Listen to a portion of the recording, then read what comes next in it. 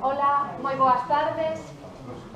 Grazas por estar hoxe aquí connosco. Bueno, continuamos cas primeiras xornadas da enerxía. Esta charla no seu momento quedou pendente, así que hoxe, no mes de xuño, seguimos falando de enerxía. Para esta ocasión contamos con Carlos Taibo. Carlos Taibo é un referente e foi profesor de política na Universidade Autónoma de Madrid. É a segunda vez que está aquí no Rosal e, bueno, hoxe vai falar de crecemento e colapso. Moitas grazas por estar aquí, Carlos. Grazas a vos polo vosso convite, grazas a quen estades aquí sentados pola vosa vontade de escoitar. Durante moitos anos rexeitei a posibilidade de reunir nunha mesma palestra dúas materias como o de crecemento e o colapso. Por que? Porque me parecía que o resultado tiña que ser por forza moi denso. Mudei de opinión nos últimos tempos, supoño que ao abrigo de algunha das consecuencias da pandemia.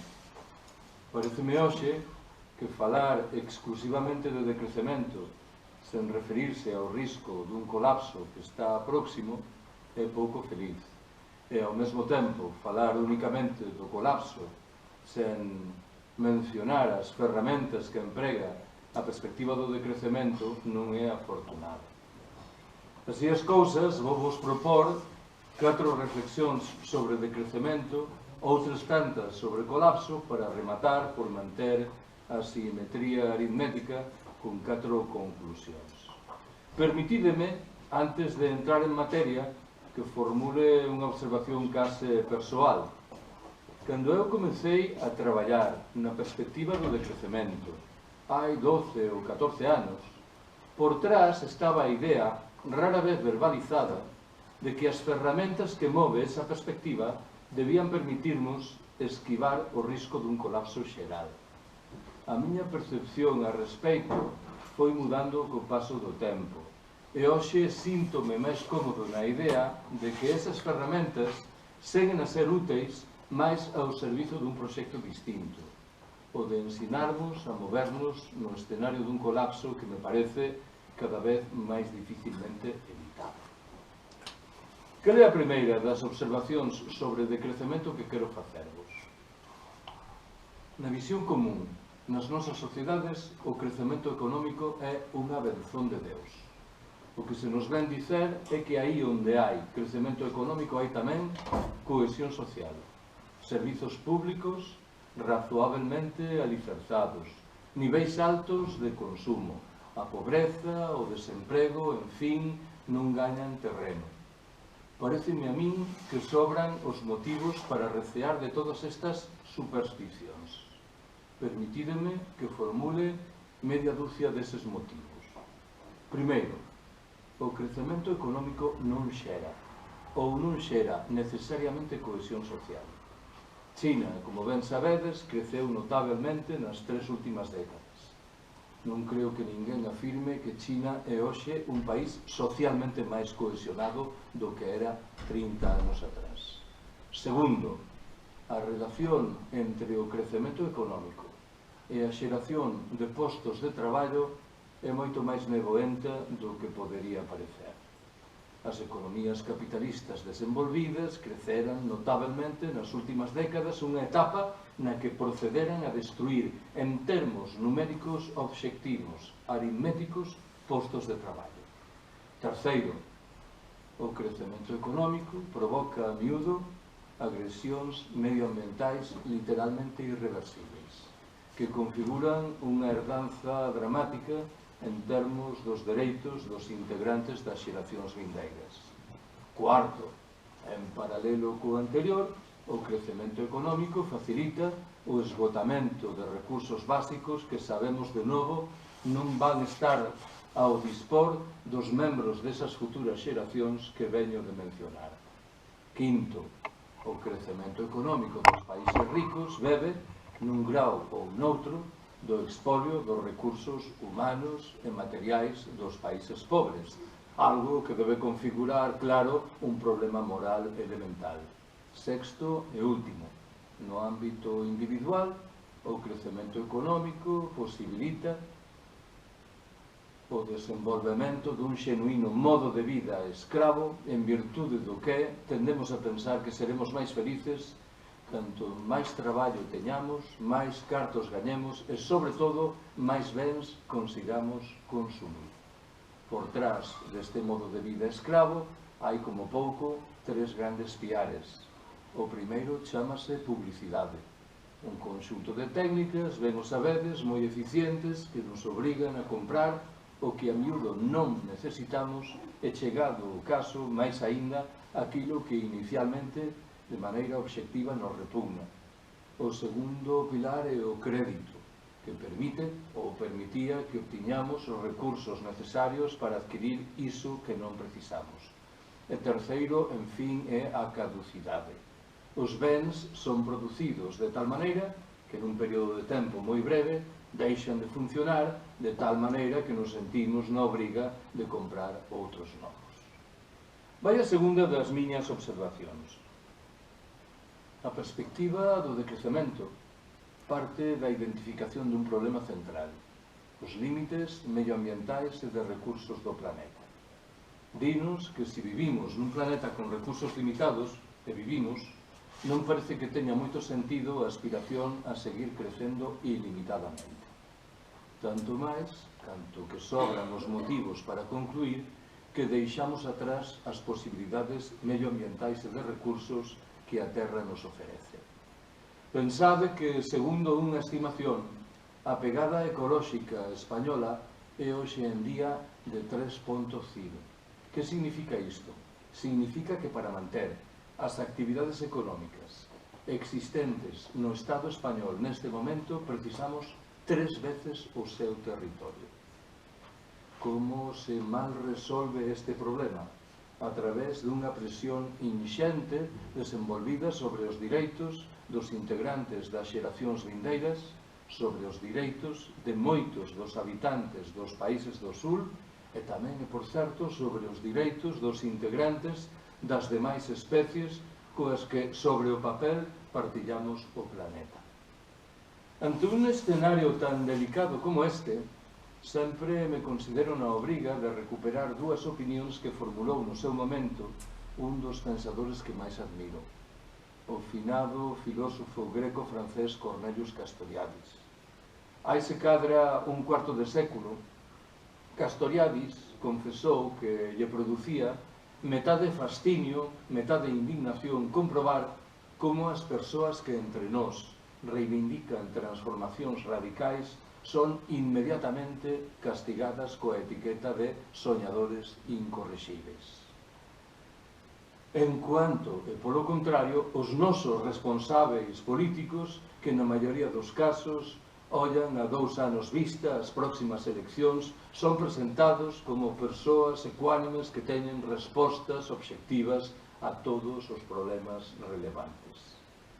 Castoriadis agregou, vai a segunda das súas observacións, que nun escenario como este deberíamos actuar como faría o que chamaba, empregando unha expresión latina, o pater familias diligens, o pai de familia dilixente. O exemplo que propuña para ilustrar a súa tese era un pouco truculento. Decía, imaginemos un pai ou unha mãe ou que lle comunican que é moi posible que o seu fillo teña unha gravísima doencia. Parece que ese pai ou esa nai só poderán reaxir de unha maneira, colocando o fillo nas mans dos mellores médicos para que determinen se o prognóstico é certeiro ou non é. Ese pai ou esa nai, en trocas, non poderán reaxir dicindo, ben, se é posible que o meu fillo teña unha gravísima doencia, tamén é posible que non a teña, de tal maneira que vou ficar cruzado de brazos. Moito me temo que esta metáfora do ficar cruzado de brazos ilustra de maneira certeira a conducta da maioría dos integrantes da especie humana en relación coa crise ecolóxica e os seus retos. Vou pola terceira observación. Véxome na obriga de transmitirvos o sentido de fundo dunha proposta central que surxe da perspectiva do decrecemento. Para facelo, vou rescatar un debate que se rexistrou entre nós hai 35 ou 40 anos. Enfrentou daquela a un movimento pacifista que agromaba e ao que hoxe chamamos os sindicatos mayoritarios. O debate referíase ao futuro da industria de armamentos. Os pacifistas decíamos, compre pechar estas fábricas. Os sindicatos respondían, compre preservar os postos de traballo. O que estamos a dicer hoxe é que un debate da mesma natureza debe cobrar corpo nos próximos anos, ben que amplado a outros moitos sectores da economía. O que estamos a reivindicar de maneira máis precisa é que segmentos enteiros da economía, aqueles que están por trás do crecemento disparado da pegada ecolóxica, reduzan a súa actividade. Falo da industria do automóvel, da aviación, da construcción, como non da industria militar, ou, en fin, por deixar as cousas aí, da industria da publicidade. Alguén reaxirá inmediatamente e dirá, se actuamos desta maneira, xeraremos millóns de desempregados nos Estados membros da Unión Europea. Como faremos frente desde a perspectiva do decrecemento a este innegável problema? A resposta acarreta a incorporación de dous elementos diferentes. En primeiro lugar, estimularemos o desenvolvemento daqueles segmentos da economía que gardan relación coa atención das necesidades sociais insatisfeitas e con o respeito do medio natural. Se queremos dicelo así, estes segmentos da economía seguirán a crecer. E, en segundo termo, nos sectores da economía convencional que inevitablemente seguirán existindo, procederemos a repartir o traballo. O produto principal da combinación destes dous factores, en termos individuais, será que traballaremos menos horas, acrecentaremos a nosa a miúdo alicaída vida social, reduciremos o noso nivel de consumo cando isto sexa posible. Entendo eu que este horizonte mental é manifestamente preferível ao propio do modo de vida escravo que mencionei hai uns minutos. Neste caso, véxome na obrigación de incluir dúas matizacións. A primeira subliña que non estou a defender a idea de que temos que levar os niveis de produción e de consumo para situalos en cero. Isto sería un absurdo. O que estamos a dicer é que compre reconstruir niveis de producción e de consumo axeitados a niveis paralelos solventes de pegada ecolóxica. Un estudo realizado non hai moito en Francia concluía, por exemplo, que habería que levar os niveis de consumo enerxético para situalos nos propios da década de 1980. Non se trata, de novo, como algúns interpretan, de regresar á idade da pedra. 1985 non é a idade da pedra. Aínda que, por certo, e dito sexa entre paréntese, a idade da pedra, se cadra, apresenta máis vantaxes do que unha primeira ollada invitaría a concluir. Cal é a segunda matización que anunciaba? Interésame moito salientar que a perspectiva do decrecemento non ten un carácter triste e sombrizo. Aséntase antes ben na certeza de que podemos viver mellor con menos. Se alguén se preguntar, por exemplo, que é o que pensan os principais teóricos do decrecemento en materia de intercambio sexual, responderei que, con paradoxa, defenden un crecemento xeral das relacións correspondentes que xustifican sobre a base da necesidade de recuperar a vida social que fomos perdendo na nosa obsesión pola productividade, a competitividade e o consumo. Moitas veces contei que hai 10 anos me convidaron a falar de decrecemento na Asamblea Popular do 15M no Escorial, en Madrid. E no remate da miña palestra achegouse un home dos 40 anos de idade e díxome: Carlos, hai unha cosa que has contado que me ha gustado muchísimo. Anda, e que es? Eso que has dicho de que tenemos que follar más y mejor. Bueno, yo no lo he dicho exactamente así. ¿No te importará, verdad, que te dé un consejo? No, dímelo. Cuéntalo de follar al principio de la charla y luego sueltas todo ese rollo sobre la autogestión y la democracia directa que no le interesa. Vou pola cuarta e última das miñas observacións sobre decrecemento. Interésame tamén salientar que a perspectiva do decrecemento non se esgota na reivindicación da necesidade de reducir os niveis de produción e de consumo nos países ricos do norte opulento. Reivindica, antes ben, a introducción de principios e de valores moi diferentes dos que hoxe aplicamos. Cales son, nun rápido ollar, eses principios e valores? O primeiro veño de mencionalo, a necesidade de recuperar a vida social, que foi esmorecendo en virtude da nosa obsesión pola competitividade, a productividade ou o consumo. O segundo é o ocio creativo, frente ás formas de ocio, sempre vencelladas co diñeiro que se nos ofrecen por todas partes. O terceiro é a repartición do traballo, ou, por dicelo mellor, a repartición dos traballos, incluído, naturalmente, o doméstico, unha bella demanda sindical que, infelizmente, foi esmorecendo co paso do tempo. O cuarto é a urxencia de recuperar a vida local, nun escenario de reaparición de fórmulas de democracia directa e de autoxestión. O quinto reivindica a reducción das dimensións de moitas das infraestructuras productivas, administrativas e de transporte que hoxe empregamos. O sexto e último, no ámbito individual, defende unha aposta en proveito da sinxeleza voluntaria. Alguén podería pensar que esta media dúcia de principios e de valores que veño de mencionar nos coloca fora do mundo, que nada teñen que ver coa condición pasada ou presente das sociedades humanas. Creo firmemente que non é así. Hai, ao menos, 4 ámbitos importantes, importantísimos, nos que é moi sinxelo identificar a herdanza destes principios e valores. O primeiro achégano moitas das prácticas históricas do movemento obreiro de sempre. Desde o meu ponto de vista, a presenza destes factores é máis consistente no caso da tradición libertaria, da tradición anarquista, mas en modo ningún faltan no caso das outras tradicións do movemento obreiro.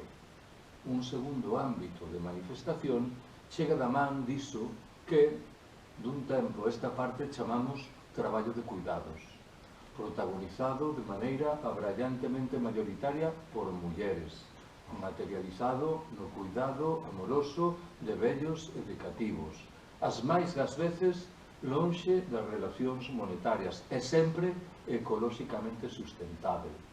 Entendo eu que unha explicación certeira de por que os movementos polo decrecemento se nutren mayoritariamente de mulleres é esta, unha comprensión moito máis rápida, fácil e espontánea das regras de xogo correspondentes que nace do vencello das mulleres, conflictivo certamente co traballo de cuidados. Un cuarto ámbito de manifestación achégao á familia, á institución familiar. Estes neoliberais que todo afirman fialo da man invisível do mercado con certeza non aplican as regras de xogo correspondentes no interior das súas familias. O común é que no interior da institución familiar prime a lógica do don, do agasallo, da gratuidade. Para entendermos, cando os pais custean os estudos dos seus fillos, comúnmente non o fan para obter, co paso de tempo, un ou outro beneficio económico.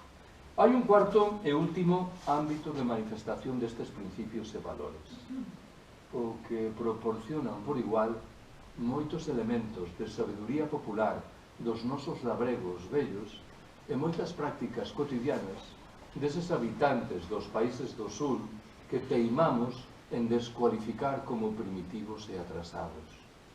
A historia está ambientada nunha rexión perdida da Amazonia brasileira. Uns misionarios adéntranse nesa rexión e encontran uns indios que se dedican fundamentalmente a cortar leña con instrumentos extremamente primitivos. Os misionarios, os misioneiros, deciden facer un esforzo e presentean os indios cuns coitelos de azo inoxidável de fabricación norteamericana. Un par de anos despois, regresan á mesma rexión, encontran de novo os indios e un dos misionarios pregunta: "E os coitelos, que tal?" "Moi ben", responde un dos indios. "Tardamos agora 10 veces menos tempo do que antes en cortar a leña." "Estupendo", terzo misionario, "supoño daquela que estaredes a producir 10 veces máis leña do que antes." O indio responde perplexo: "Non, señor, seguimos a producir a mesma cantidade de leña que antes, só que agora disfrutamos de 10 veces máis tempo libre que o que sabemos obxectivamente mantén relación co noso benestar, coa nosa felicidade." Permitídeme que subliñe que este chip mental que se evaporou nas nosas cabezas de habitantes das sociedades opulentas é, porén, perfeitamente racional e respeitado. Cal é a primeira das miñas observacións sobre colapso? Vou aforrarvos calquera sisuda definición do fenómeno. Interésame mencionar 4 elementos que participan en calquera caso desa definición. O primeiro é o carácter irreversible do colapso, que é, ao cabo, o que permite distinguilo dunha simples crise. Cando falamos dunha crise, parece que damos por descontado que é posible regresar ao escenario anterior. Cando falamos do colapso, esta posibilidade morre. Un segundo trazo fundamental asume a forma dunha pregunta: o colapso é un proceso ou trátase, pola contra, dun momento? Nun primeiro ollar, parecería evidente que estamos diante dun proceso. Se nos estamos a referir ás consecuencias das mudanzas climáticas, sabemos que unha delas, principal, é unha suba paulatina da temperatura media no planeta. Se estamos a falar do esgotamento do petróleo, sabemos de novo que ese esgotamento é paulatino, procesual. Debo lembrarvos, porén, que a lógica do capitalismo contemporáneo é a miúdo dado o estoupido das burbullas financeiras, especulativas ou inmobiliarias. Tentemos sair deste caleixón. Paréceme que o razoável é afirmar que o colapso configura fundamentalmente un proceso que pode conducir, sen embargo, a un momento preciso a partir do que ese proceso deveña irreversible. Recupero un terceiro elemento artellador do conceito de colapso: o peso que nel corresponde á discusión sobre a complexidade. A tese principal afirma que cando as sociedades se van facendo máis complexas, para resolveren moitos dos seus problemas precisan cantidades crecentes de enerxía nun momento no que a enerxía chamativamente falta. Creo que esta é unha maneira rápida, con certeza simplificada e pedagóxica, de retratar a traxedia que temos diante dos ollos. Recupero un cuarto e último elemento argallador do conceito: a presenza de códigos valorativos por trás dese conceito, tanto máis inquedantes canto que non adoitamos ser conscientes de que están aí. E isto en 2 ámbitos diferentes. Na entrada, tendes algunha copia dun libro intitulado Colapso, que publiquei en 2016 e que tivo varias edicións posteriores. Nese libro, decidín dedicar un capítulo ao estudo de colapsos registrados no pasado. E sorprendeume desagradablemente comprobar como aos ollos da maioría dos historiadores que defenden o sistema, eses colapsos tiveran, de maneira case universal, 3 consecuencias que describían como negativas: a desxerarquización, a reruralización e as ganancias en materia de autonomía local. Penso eu que estas 3 consecuencias, lonxe de ser negativas, deseñan un panorama saudável que obriga a concluir que non todos os efeitos do colapso son negativos. Cal é a segunda dimensión deses códigos valorativos que anunciei? En cuanto escribí ese libro, a miúdo me asaltou a idea de que o conceito de colapso que empregamos nos países ricos ten certa dimensión etnocéntrica. Nos entendemos que significa a palabra colapso porque comparamos o escenario presente co que pode acontecer no futuro.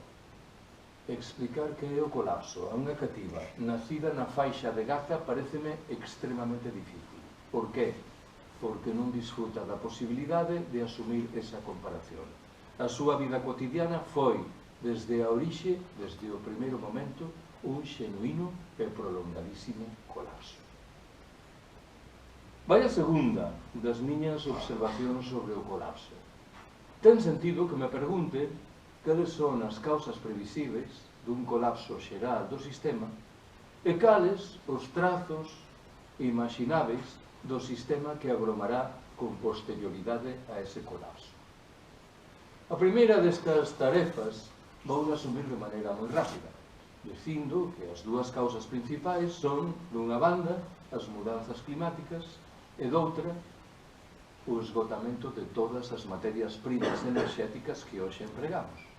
Por trás hai, porén, un feixe de crises que poden oficiar como elementos multiplicadores das tensións. Falo da crise demográfica, da crise social, da crise dos cuidados, da crise sanitaria ou da crise financeira.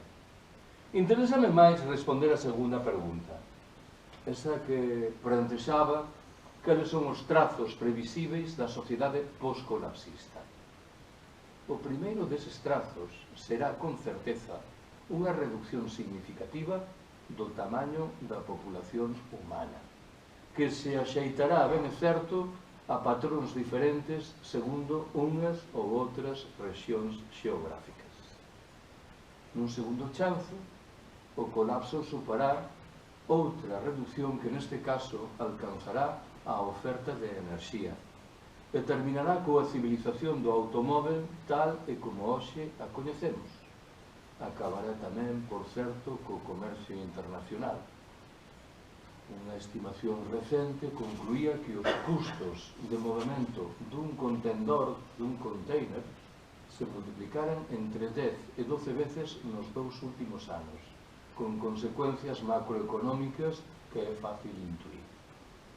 Nun terceiro chanzo, o colapso será un golpe moi forte que padecerán aquellas instancias que se caracterizan pola centralización e polo uso intenso de enerxía e de tecnoloxía. En linguaxe máis sinxela, os estados, as grandes empresas, as forzas armadas padecerán de maneira moi visível os efeitos do colapso. No ámbito económico, asistiremos a unha voráxine na que se reunirán unha reducción do crecemento, o peche de moitas empresas, a extensión do desemprego, subas nos prezos de moitos dos bens básicos, unha crise xeral dos chamados estados do benestar. En ausencia de crecemento, o lóxico é que o sistema financeiro quebre e se leve por diante o que reste da educación, da sanidade e das pensións, con víctimas principais nas de case sempre, vellos, mulleres e cativos. O golpe, en fin, será sen dúbida moito máis forte nas cidades do que no mundo rural. No bo entendido de que non todas as cidades responderán da mesma maneira.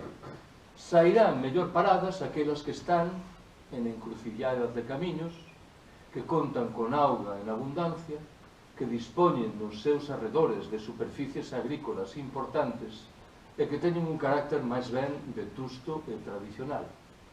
O modelo contrario, o de cidade que padecerá de maneira manifesta as consecuencias do colapso, tenno aportado xa Detroit, a meca da industria automobilística norteamericana, que ten experimentado o seu propio colapso nos 3 últimos lustros. Ainda que ratifico o diagnóstico de que as circunstancias serán preferíveis no mundo rural, terminaremos por pagar os pratos rotos que se derivan do mal emprego dos solos, do monocultivo, da mecanización, da mercadorización de todas as relacións. Intúo, mesmo así, que os problemas do mundo rural infelizmente non rematarán aí. Sempre que nos últimos anos tiven a oportunidade de falar de decrecemento ou de colapso en bisbarras que tradicionalmente se descreven como deprimidas, tiven que chamar a atención sobre un paradoxo. Serán as que mellor o leven no escenario do colapso. Por qué? Porque son, por definición, as que menos dependen de enerxías e tecnoloxías que teñen que chegar de lonxe. Moitas veces contei que hai 5 ou 6 anos compartín unha mesa redonda en Binéfar, unha vila de Huesca colindante con Cataluña, con Antonio Turiel, que é o noso máximo experto no chamado pico do petróleo. Probablemente, en Binéfar, chamei a atención sobre as vantaxes que se derivaban de unha baixa densidade de población, da disposición de auga en abundancia e dunha vida agrícola razoablemente activa. Cal era daquela o problema de Binéfar? O problema debía do feito de que Binéfar está a 200 km de Barcelona. E na eventualidade de un colapso xeral, o máis fácil é que se produza unha fuxida masiva de población procedente das grandes cidades na busca de escenarios máis levadeiros no mundo rural, de tal maneira que as teóricas vantaxes iniciais destes escenarios ben poden trocarse rapidamente no contrario. Cal é a terceira das miñas observacións sobre colapso? Nese libro que mencionei antes, decidín incluir 2 capítulos que consideran outras tantas reaccións diante do colapso, a propia dos movementos pola transición ecosocial e a característica do ecofascismo. Debo salientar que en modo ningún estou afirmando que son as únicas reaccións imaginables. Interesábame isolar estas dúas porque creo que enriquecían o debate. Cando teño que resumir o sentido de fundo da aposta principal dos movementos pola transición ecosocial, adoito empregar 6 verbos: decrecer, desurbanizar, destecnoloxizar, despatriarcalizar, descolonizar e, en fin, descomplexizar as nosas mentes e as nosas sociedades. Vou deixar no esquecemento o primeiro deses verbos, decrecer, porque xa dediquei un tempo a explicar ou a tentar explicar o conceito. É máis fácil falar do segundo verbo, desurbanizar ou reruralizar. Non descobro nada cando vos lembro que moitos dos nosos avós ou aboas deixaron o mundo rural para pasaren a viver nas cidades nas que entendían que o escenario era máis saudável. Hoxe asistimos incipientemente a un proceso de signo contrario. En calquera caso, as persoas que son conscientes do risco dun colapso xeral do sistema saben que unha das poucas respostas eficientes das que dispomos ao respecto reclama recuperar en plenitude esa vida rural que deixamos marchar de forma moi rápida nunhas poucas décadas. Admitirei de bo grau que o terceiro verbo, destecnoloxizar, carreta certa dimensión provocadora. Se teño que empregar o argumento de maneira máis mesurada, direi que me parece que estamos na obriga de analizar críticamente cal é a condición de moitas das tecnoloxías que o sistema xenerosamente nos regala. Non vai a ser que non teñan esa dimensión libertadora e emancipadora que a miúdo lles atribuímos. John Searle é o principal pensador do que se adoita chamar o anarcoprimitivismo. Sempre digo o mesmo, é un pensador desmesurado, mas por momentos teño a impresión de que só os pensadores desmesurados son realmente interesantes. Searle afirma categóricamente que todas as tecnoloxías criadas polo capitalismo levan por trás a pegada da división do traballo, da xerarquía e da explotación. É un argumento serio que merece ser escoitado seriamente. O quinto verbo é o verbo o cuarto verbo é o verbo despatriarcalizar. Levo anos defendendo a construcción de espazos autónomos, autoxestionados, desmercadorizados e, en fin, despatriarcalizados. Eses espazos existen xa, e en moitos casos progrediran, en efeito, no camiño da autoxestión e da desmercadorización, cando conservan incólumes todas ou case todas as regras da sociedade patriarcal. Segundo unha estimación, o 70% dos pobres e o 78% dos analfabetos existentes no planeta son mulleres. Sempre digo o mesmo, pareceme porcentaxes moi significativas. Non estamos a falar dun 52% de mulleres pobres confrontado con un 48%. Estamos a falar da distancia abismal que separa un 70% dun 30%. Conforme a outro inquérito controvertido, as mulleres realizarían o 67% do traballo para receber a cambio un 10% da renda. Nestas condicións, moito me temo que afirmar, como a miúdo se escoita, que os problemas atávicos de marginalización simbólica e material das mulleres están en feliz vía de resolución é, literalmente, darlle as costas á realidade. O quinto verbo que esgrimí é o verbo descolonizar. Hai uns anos, 5 ou 6, publiquei un libro de título exótico, Anarquistas de Ultramar.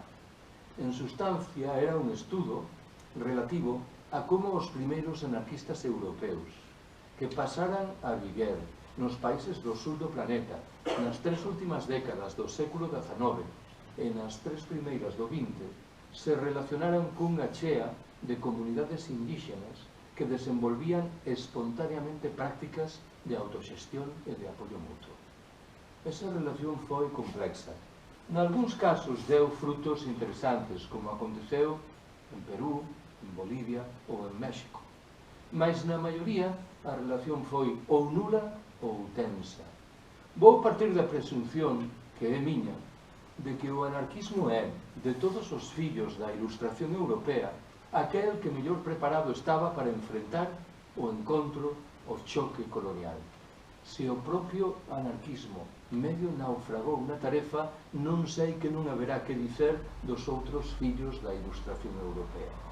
As cousas como foren, pareceme que estamos na obriga de recoñecer o direito de autodeterminación dos povos orixinarios, de restituir as riquezas que no seu momento lles foran roubadas e, repito a cláusula, de aprender de moitas das súas prácticas cotidianas en ámbitos como eses dous que veño de mencionar, o traballo colectivo autoxestionario e, en fin, o apoio mutuo. O último verbo invocado é o verbo descomplexizar. Aceitamos sociedades cada vez máis complexas, unha herdanza moi delicada. Somos cada vez máis dependentes. Somos cada vez menos independentes. O meu amigo Ramón Fernández Durán morreu en Madrid hai 10 anos.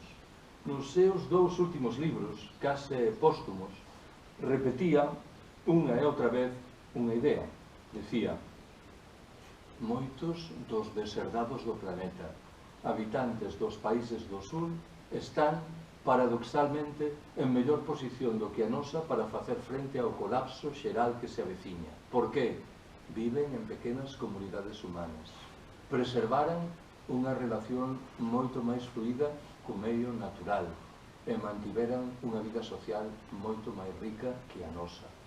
Nestas condicións, paréceme que non nos queda máis remedio que aceitar unha progresiva descomplexización das nosas sociedades. Últimamente, pásame pola cabeza a necesidade de agregar un 7º verbo, o verbo desmilitarizar. Pareceme que o que está a acontecer nos 3 últimos meses aconsella concluir que vamos a asistir a un activo proceso de militarización, de crecemento dos orzamentos militares, de negocios para a industria de armamentos, de autoritarismo, de represión da disidencia, de inxerencias ou, en fin, de intervencións que non van precisar a etiqueta de humanitarias. Vou polo cuarto e último dos meus comentarios sobre o colapso. Lembraredes que antes mencionei nese libro se incluían 2 capítulos, un asignado a estudar a proposta dos movementos pola transición ecosocial e outro ao ecofascismo. Xa sei que o termo resulta moderadamente sorprendente. Estamos afeitas a concluir que o prefixo eco acompaña sempre realidades saudáveis, ou, como pouco, realidades neutras. Debo lembrarvos, porén, que no Partido Alemán Nacionalsocialista, o partido de Hitler, operou un activo grupo de presión de carácter ecolóxico que defendía a volta ao mundo rural, que criticaba agremente moitas das consecuencias negativas derivadas da urbanización e da industrialización, que postulaba, no seu caso, o desenvolvemento de prácticas de corte vegetariano, todo isto naturalmente ao servizo dunha raza escollida que estaba en condicións de impor regras de xogo de obrigada satisfacción aos demais. Moitas veces recomendei, nos últimos anos, a leitura dun libro dun xornalista alemán chamado Karl Ameri. Na súa versión española, o libro intitúlase Auschwitz, o nome do campo de exterminio nazi en Polonia, comienza el siglo XXI, entre signos de interrogación. A tese principal que emprega Ameri nesta obra salienta que estaríamos moi erradas si concluísemos que as políticas que abrazaron os nazis alemáns 80 anos atrás remeten a un momento histórico singularísimo, conxuntural e por iso afortunadamente irrepetível. Ameri exhórtanos, antes ben, a estudar polo miúdo esas políticas. Por qué? Porque ben poden reaparecer nos anos próximos, non defendidas agora por ultramarxinais grupos neonazis, senón postuladas por algúns dos principais centros de poder político e económico, cada vez máis conscientes da escaseza xeral que se aveciña e cada vez máis firmemente decididos a preservar eses recursos escasos nunhas poucas mans en virtude dun proxecto de darwinismo social militarizado de ecofascismo. Ben podedes intuir que por trás da proposta ecofascista hai en lugar central unha discusión demográfica. Está a idea de que no planeta sobra xente, de tal maneira que se trataría de marxinalizar a quen sobran. Esta é a versión máis leve, e xa o fan, e na versión máis dura, literalmente, de exterminados. Cal é a primeira das 4 conclusións anunciadas? Estou obrigado a formular unha pregunta inevitable. Vamos conseguir esquivar o colapso? Na miña intuición, subliño que falo dunha intuición, a resposta é non. O que está ao noso alcance é mitigar algunhas das consecuencias máis negativas do fenómeno e adiar un pouco no tempo a súa manifestación. Debo confesarvos, porén, que este segundo horizonte, o de adiar esa manifestación no tempo, non termina de convencerme. Por qué? Hai un libro dun norteamericano chamado John Michael Greer que ten un título divertido. Nunha imaginável traducción para galego, ese título refería Colapse agora e evite aglomeracións. A tese principal de Greer é que se vamos inexorablemente a colapsar, o máis intelixente é que comencemos xa a construir os trazos da sociedade post-colapsista.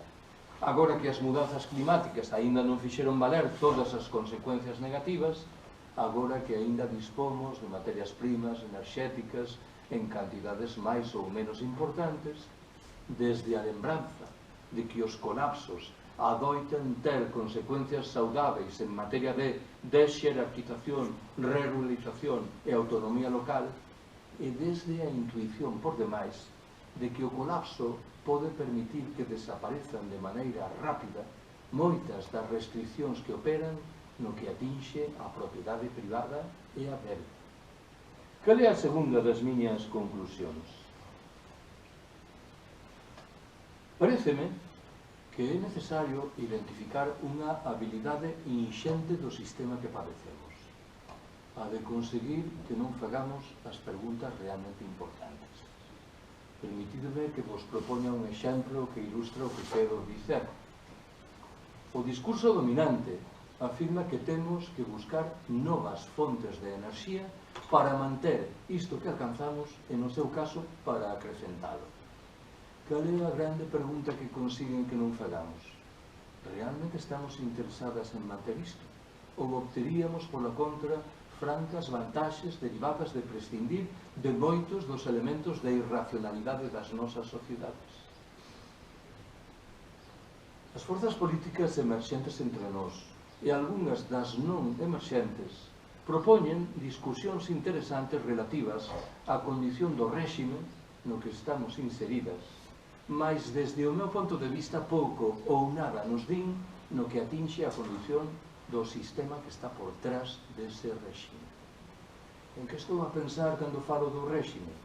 Na corrupción, nos problemas en materia de división de poderes, no bipartidismo, na propia discusión española relativa á república ou á monarquía.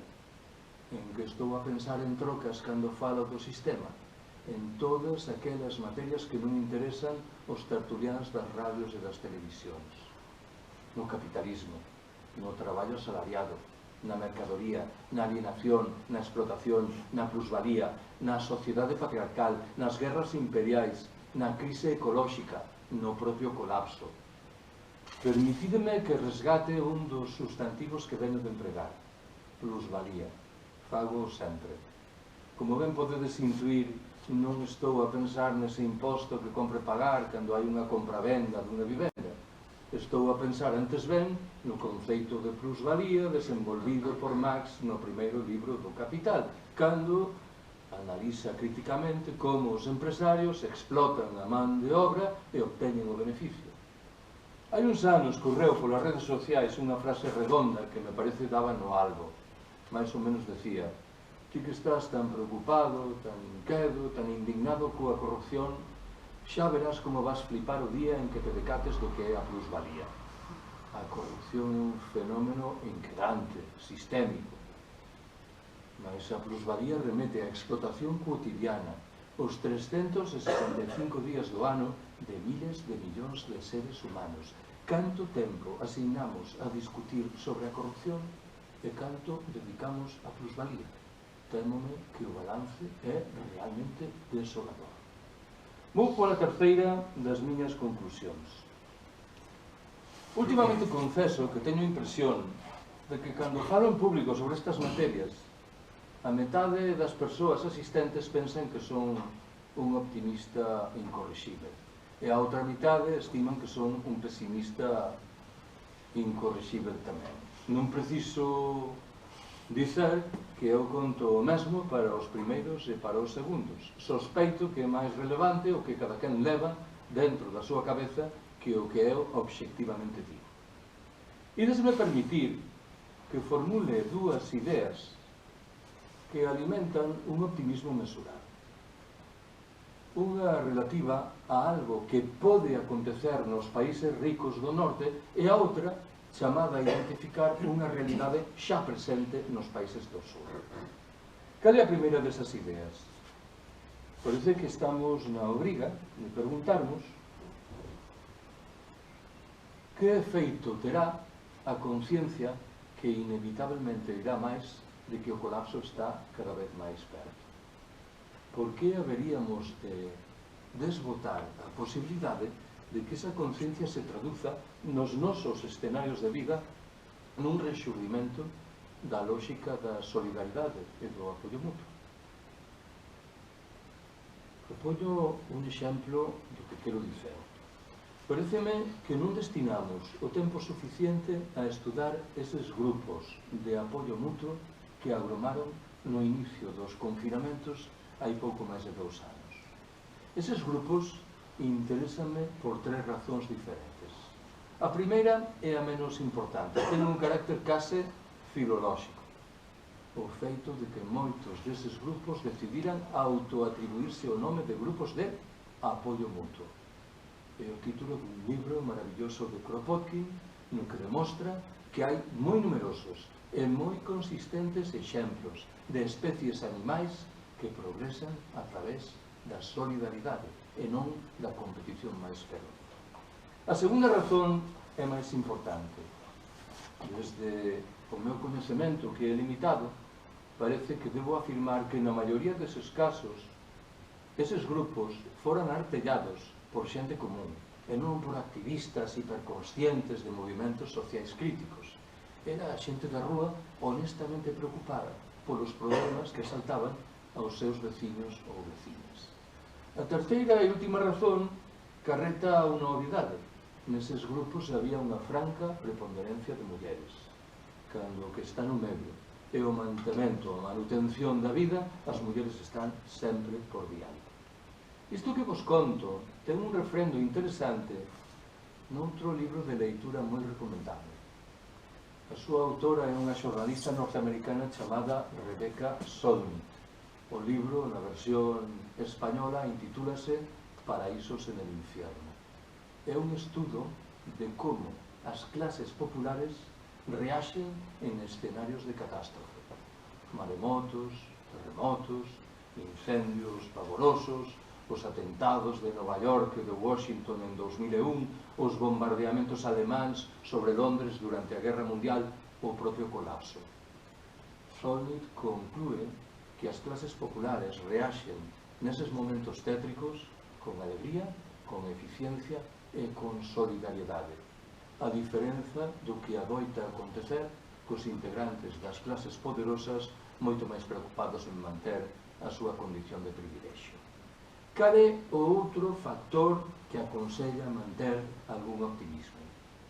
En moitos países do sur perviven culturas precapitalistas, firmemente decididas a resistir ante a irrupción da lógica mercantil do capital. Paréceme a min que nos últimos tempos, paseniño, empezamos a encontrar exemplos de como esas culturas se unen con proxectos anticapitalistas.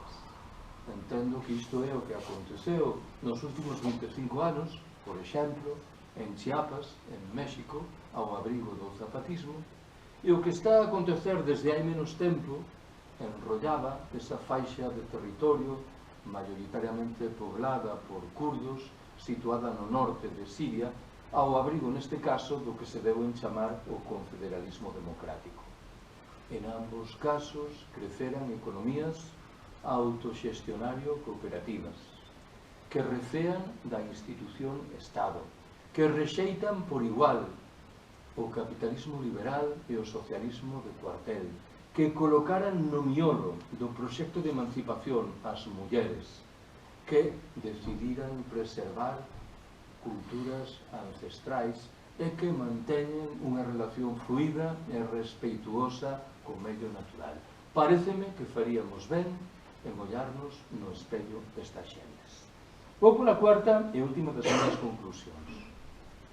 Desde hai un tempo declárome en loita sen cuartel contra os proxectos realistas. Cando alguén me di é que isto que estades a defender non é realista, dispáranse todas as alarmas.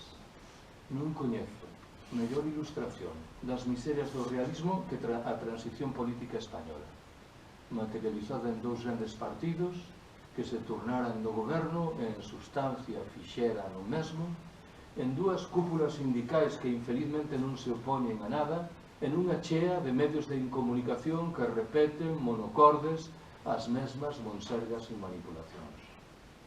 Hai unha frase de Novo Redonda, aínda que neste caso un pouco incorrecta, de Bernanos, o romancista católico francés que danou algo. A frase di: o realismo é a boa conciencia dos fillos de puta. Invocan a realidade como se viñese dada pola natureza, cando con toda evidencia esa realidade que invocan é a que eles mesmos elaboraran en descarado proveito dos seus intereses máis mesquiños e máis ruins. Nestas condicións, sospeito que non temos outra que declararnos cruamente non realistas. Obrigado por terme escoitado.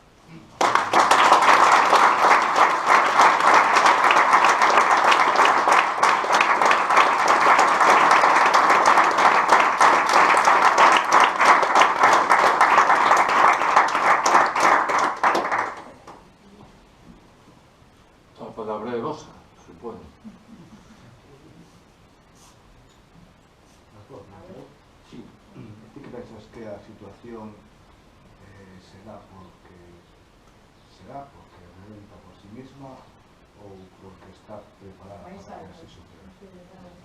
Pregúntame se o escenario presente está preparado ou é produto dun fluxo espontáneo de... Supoño que un ten que considerar os dous horizontes, que non son necesariamente contradictorios entre si.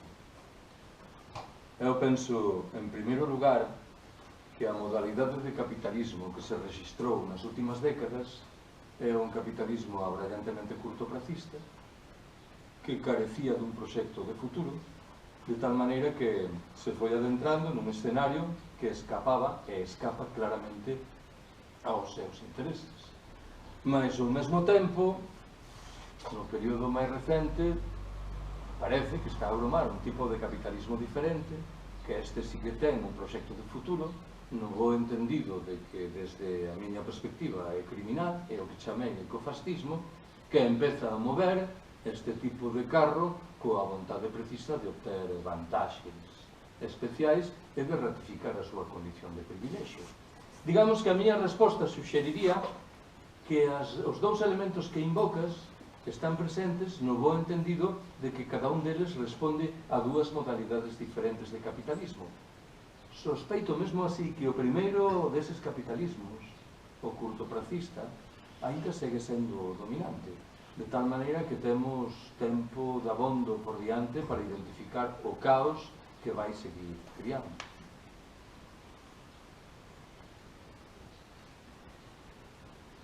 Que máis se vos ocorre? Sí. Bueno, primeiro, antes nada, quería felicitarte por da gusto escoitamos falar e a mensaxe que dá, non? Dentro dunha situación dramática tan positiva. Hai, creo que Jorge Reichmann, que comenta algo que a mí me gustou moito e que ten que ver con, creo que claro que estabais dicindo, que temos o convencimento, probablemente desde unha visión moi antropocéntrica, de que o mundo se move basicamente por depredación e competencia, non? E ele viña a decir que no planeta prevalece moito máis a simbiosis que a competencia. O que pasa é que noutro tipo de organismos, non nos organismos vertebrados. Creo que aí é esta parte dun pensamento que creo que temos que abrirnos. Pensar, el fala de que somos holobiontes nun planeta simbiótico, non? Holobiontes porque somos nós mesmos estamos conformados por moitos organismos, non? E que o planeta ten esa componente de colaboración.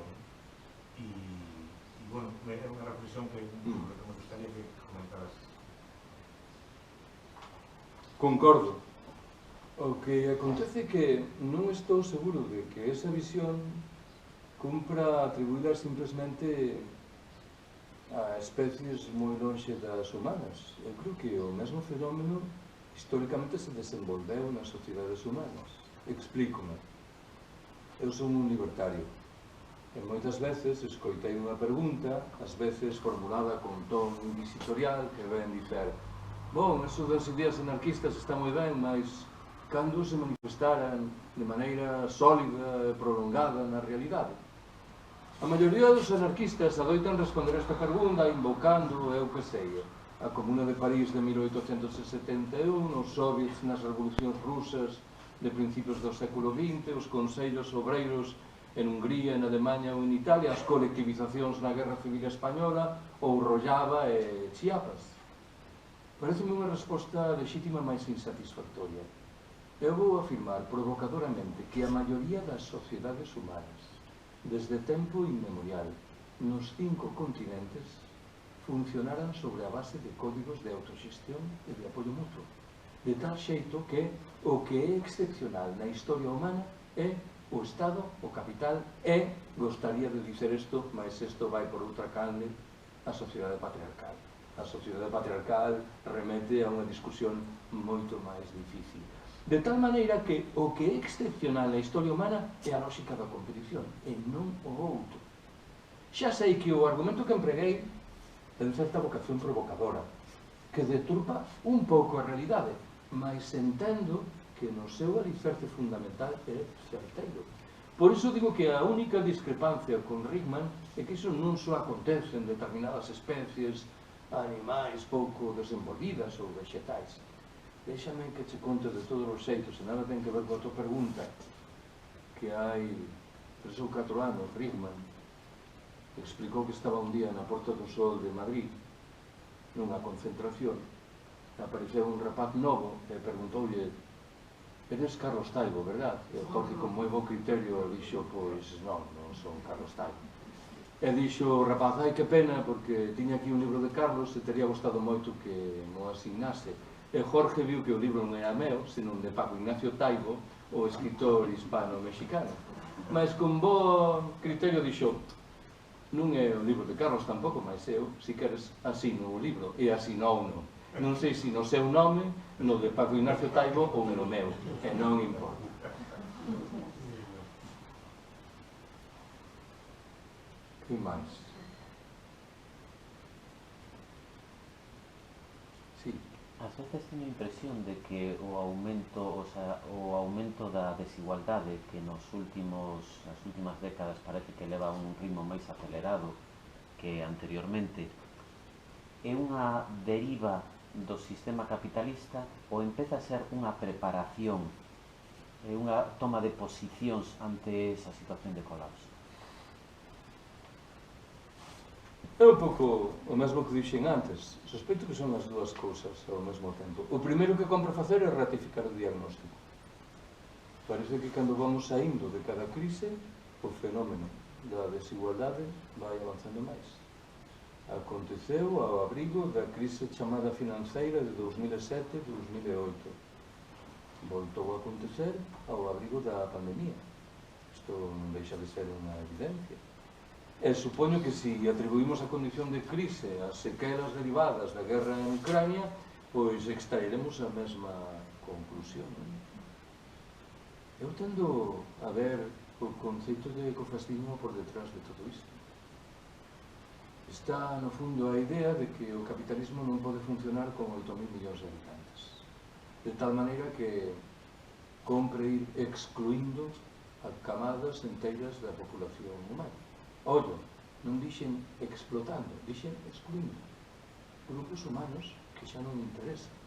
De tal maneira que, por forza, ese procedimento conduce a un crecemento da desigualdade. Non pode ser de outra maneira.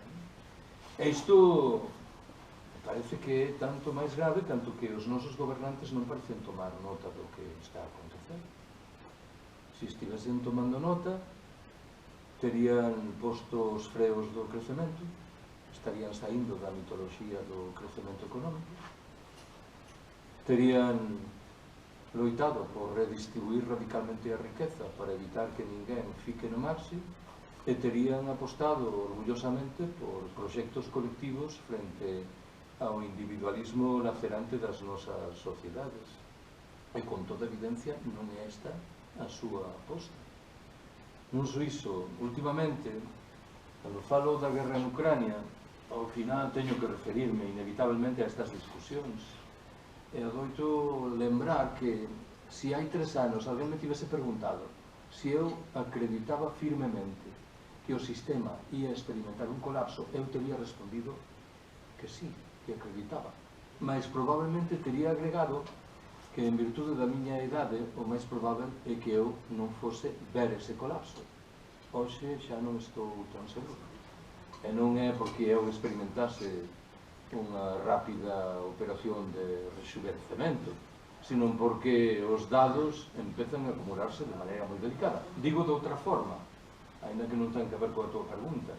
Se alguén pensa que as subas operadas nos prezos dos combustíveis ou dos alimentos son unha consecuencia da guerra de Ucrania, está a equivocarse. É probável que a guerra ucraniana acrecentase algún deses fluxos, mas remeten a un proceso moi anterior, do que tivemos, por certo, sinais moi fortes o outono pasado, na forma de problemas de suministros de materias primas enerxéticas, de cortocircuitos en moitos dos fluxos financeiros e comerciais, de crecemento espectacular, xa o dixen antes, dos custos de movimento das mercadorías, ou dese globo sonda que se manifestou en Austria, pareceme que no mes de novembro, e que anunciaba que as unidades do exército austriaco ían traballar para alcanzar unha plena autonomía en enerxía e en auga para facer frente a un eventual apagón xeral e axudar a populación civil, que sabedes que é o que adoitan facer as forzas armadas en todos os escenarios do planeta. Claro, isto fai que eu mesmo me decate que durante 6 anos, desde que escreví ese libro, daba por descontado que o colapso era algo que ia acontecer no futuro, era evidente. Hoxe empezo a pensar que o colapso é isto que temos diante dos ollos, aínda que prefiramos non velo así, ou mostremos as cautelas derivadas de pensar que regresaremos antes ou despois ao escenario anterior. Alguén pensa en serio que vamos ter unha gasolina a $1 litro o euro? Pareceme que, con toda evidencia, calquera persoa que ten un coñecemento elemental do que temos entre as mans sabe que non vai ser así.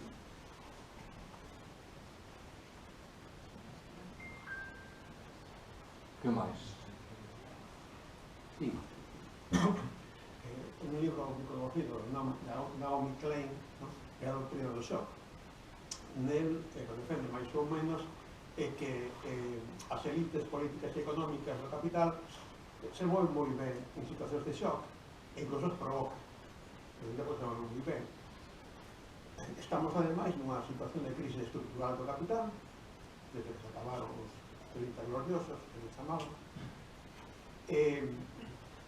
O colapso non pode ser, digamos, unha salida, así como foi a Segunda Guerra Mundial, unha salida para a crise do 29, unha salida, unha destrucción creativa unido á situación de militarización e a posible expansión da guerra do propio capital, é dicir, a creación dun shock controlado, por suposto, porque máis tamén, ao parecer, moitos das elites económicas que dispoñen de estudios feitos en profundidade sobre precisamente esta posibilidade. É dicir, o colapso non é algo de onde solo previsto, incluso mellor, deseñado, vai ser a idea esa curiosa, de destrucción creativa e de un modo de salir para o capital, por suposto, da crise na que estamos de novo. Bueno, preferiría dicer que todos eses atributos que mencionaches é máis fácil aplicalos ao ecofascismo que ao conceito de colapso. A ver, a tese de Naomi Klein é, en efeito, aplicável aquí. O capitalismo disporíase a empregar unha catástrofe para mellorar a súa posición. O que acontece é que o argumento non me satisfai por completo, porque parece partir da presunción de que o capitalismo é un sistema omnisciente e permanentemente eficiente. E eu non vexo as cousas tan claras. Permitídeme que neste caso bote man dunha consideración casi persoal. Supoño que a maioría das persoas que estades aquí traballáchedes para un empresario privado. E probablemente teñades que botar pestes dese empresario porque pensabades que era un inútil en todos os ámbitos da vida.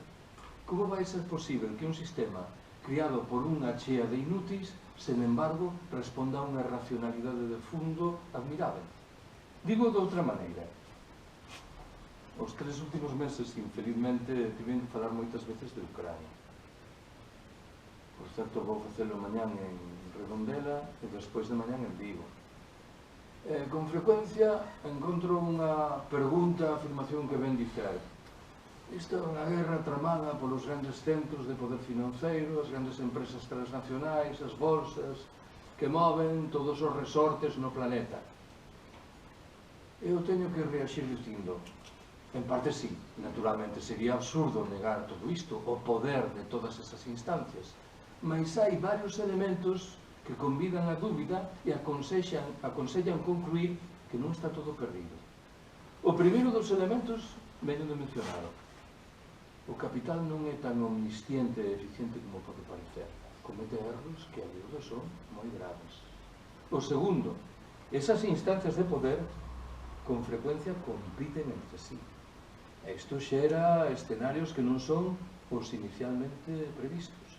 Terceiro, a lógica antiga obriga a identificar imperios que se moven con arranxo as regras de xogo propias que xeran de novo problemas no camiño dos demais.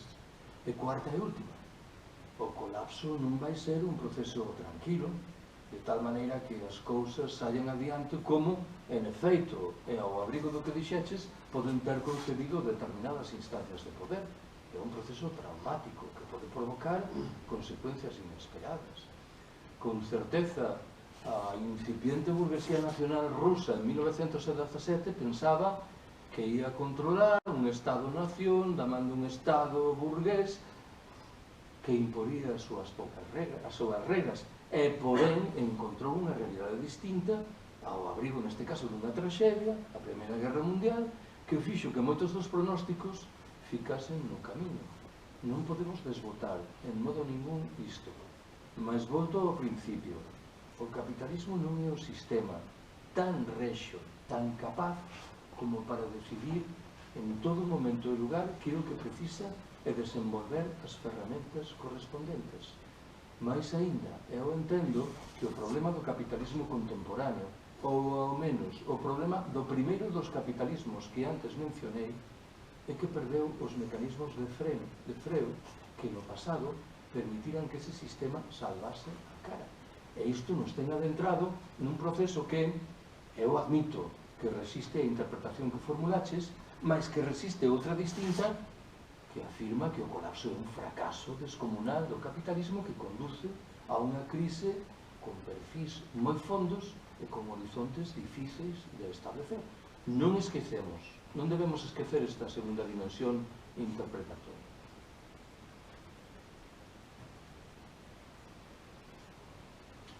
A la una...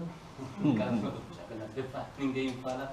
Ti estabas a falar das alternativas que existen de modelos autoxestionados como de os kurdos, o que está a pasar en México, en Chiapas, pero pregúntome que se non está máis cerca do que nos parece, precisamente son alternativas nada lonxe no tempo e moi próximas no espazo, que poden funcionar frente a axudarnos frente ás situacións que ti nos estás falando, que poden vir o que xa estamos en elas.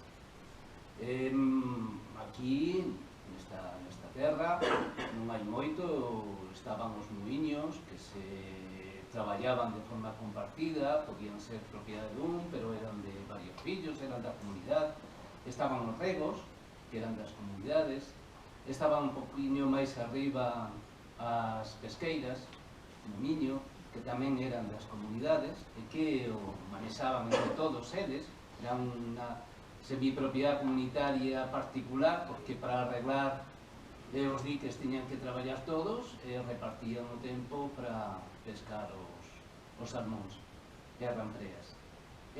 Hoxe todavía aínda temos fórmulas que están aí, como son as comunidades de montes. Os montes son comunais, non son de ninguén, que deben de traballarse conjuntamente.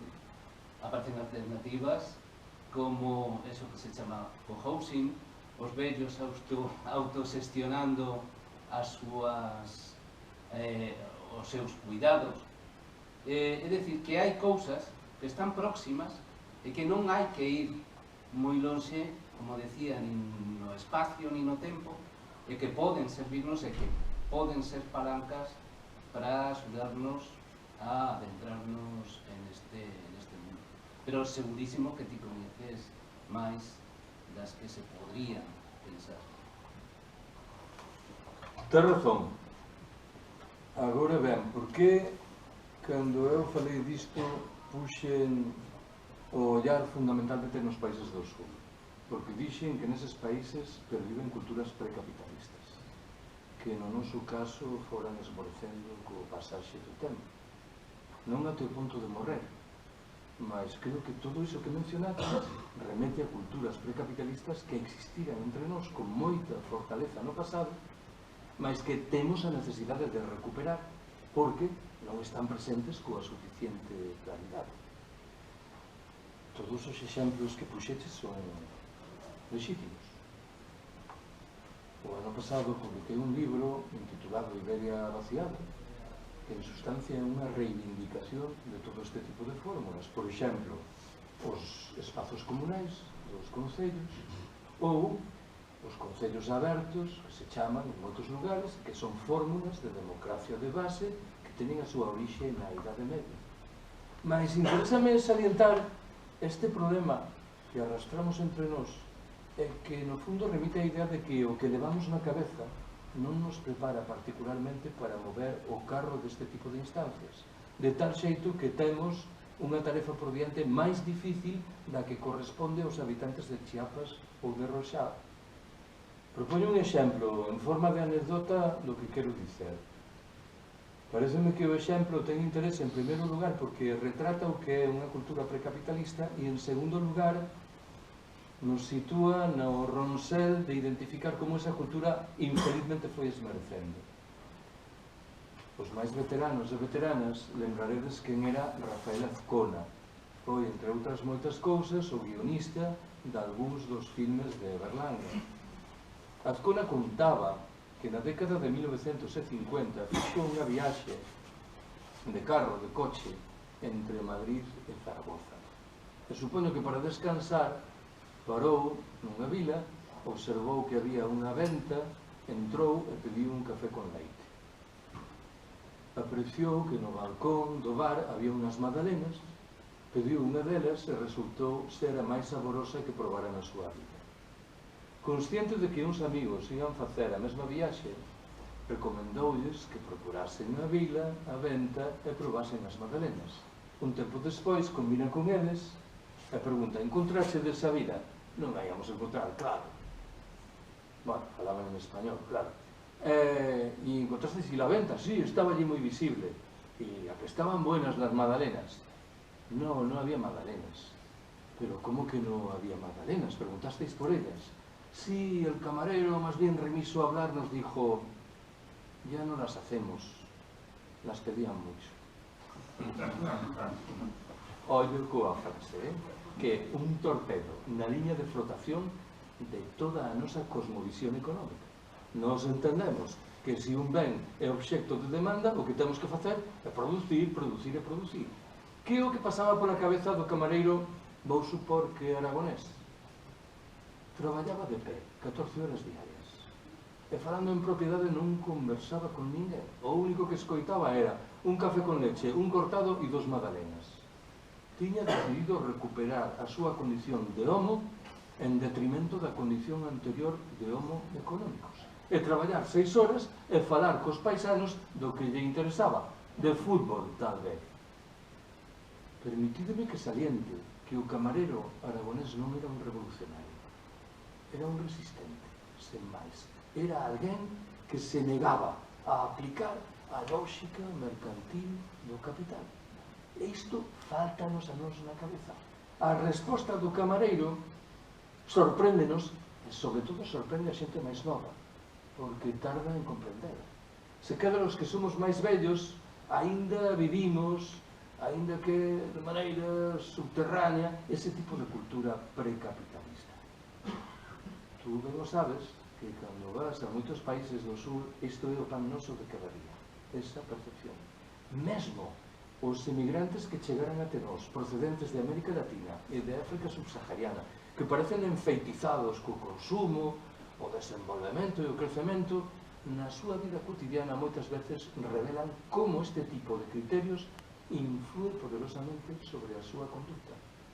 Moitos dos comedores populares que aglomaron nos inicios dos confinamentos foron criados por eses inmigrantes que non perderan a perspectiva da lógica da solidaridade e do traballo colectivo. Infelizmente, en nós son moito máis débiles. Por iso, botei man deses exemplos, mas volto ao principio, tes toda a razón. E, alén disso, aínda que non a tiveses, non temos outra que traballar en horizontes como eses que mencionaches. Esta mañán, por certo, fixeronme unha entrevista na Cadena Ser, aquí, do Baixo Miño. En determinada altura preguntaronme pola Galiza, como vai viver a Galiza isto do colapso. E eu respondín como adoito facelo. O colapso vai ser unha traxedia, tamén en Galiza, non hai que enganarse. Mais o escenario de Galiza e do norte de Portugal apresenta determinados trazos que contribúen a concluir que non vai ser tan tráxico como outros escenarios. En que estou a pensar?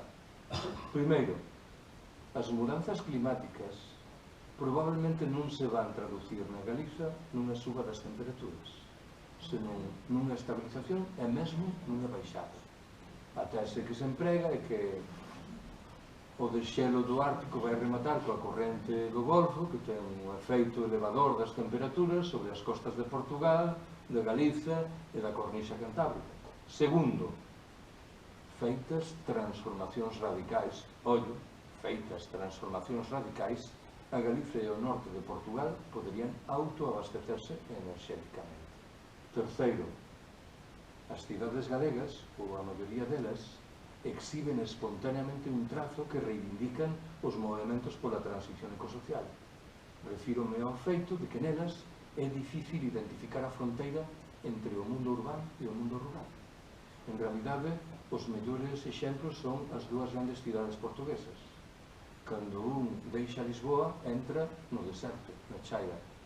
Cando un deixa Porto, non está claro onde termina a cidade, porque as leiras chegan até o centro e o centro chega até as leiras. E hai un cuarto e último elemento que nos coloca diante dun paradoxo. Desde que eu era pequeno, escoitei que unha das grandes traxedias da Galiza é que, de todas as comunidades autónomas españolas, é que exhibe unha presenza máis forte do sector primario, da agricultura, da gandeiría e da pesca. Isto era unha traxedia, mas no escenario do colapso que ven unha vantaxe fundamental, porque vamos ter que ruralizar toda a sociedade. Hoxe, nesa entrevista, lembrei que isto que pasa por ser, de novo, unha traxedia histórica da economía galega, o minifundio, é unha bendición de Deus no escenario do colapso. Por qué? Porque o minifundio é literalmente antitético do monocultivo. Hai 2 ou 3 meses estiven a presentar ese libro que mencionei antes, Iberia vaciada, en Jaén. E eu perguntei aos amigos e as amigas de Jaén que ian comer no escenario do colapso. Aceitones. Claro, non? Tomade en serio esta discusión. En trocas, aquí hai unha agricultura moi castigada, moi lonxe do que foi, mas que conserva algúns alicerces que, en comparación co que vai acontecer noutros escenarios, son interesantes. Ollo, claro, tampouco estaría ben que concebísemos isto dicindo por unha vez, despois de tantas traxedias de tantos séculos, a Galiza vai sair ben parada. Teremos que pensar que vamos facer por os demais. Pareceme que esta é a conducta lógica. Cuando hablas de la tendencia esta ecofascista, pues yo enseguida pienso en Abascal a caballo, ¿no? Pero hasta ahí se acaba lo ecológico, porque en realidad estos fascistas niegan hasta el cambio climático, o sea que no iría por ahí, ¿no? En este caso. Y luego, por otra parte, las tendencias, no sé si ecofascistas, pero muy conservadoras, ¿no? Ecológicas, como esto de la lactancia infinita y estas cosas así de que en realidad, desde mi punto de vista, lo que pretende es volver a poner a las mujeres en nada más que en un sitio, ¿no? Que tiene que ver con la familia y todo eso. Pero eso no se considera aquí como fascista, o sea, está un poco como revuelto, ¿no? Ese tema.